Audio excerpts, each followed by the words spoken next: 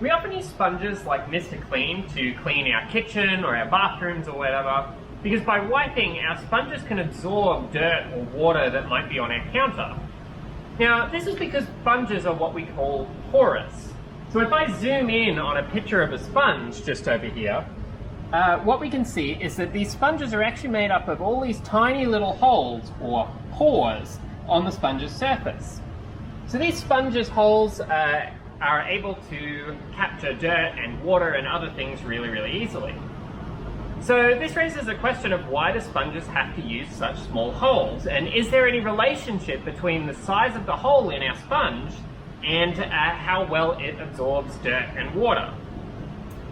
So here what we've got our sponge.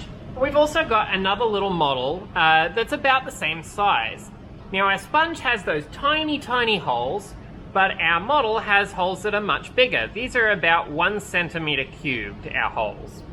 So what we're going to do is put each of them into a beaker of water and see which one will absorb the most water.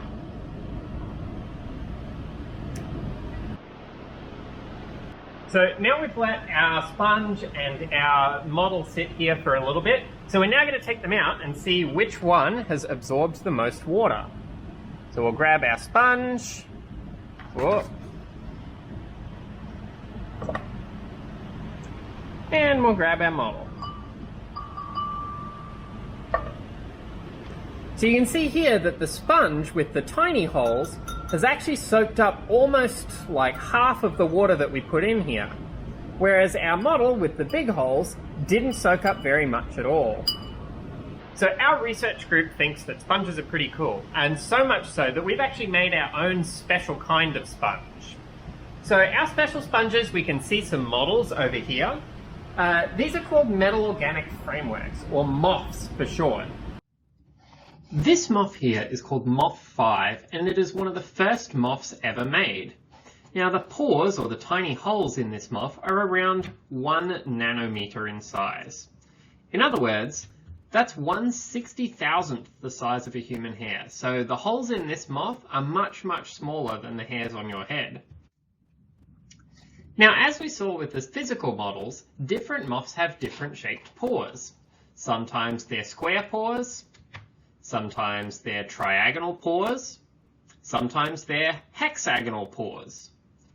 We can also make moths with the same overall structure, but with different sized pores. Now this moth here is called DUT60, and it has super tiny pores that give us an enormous surface area.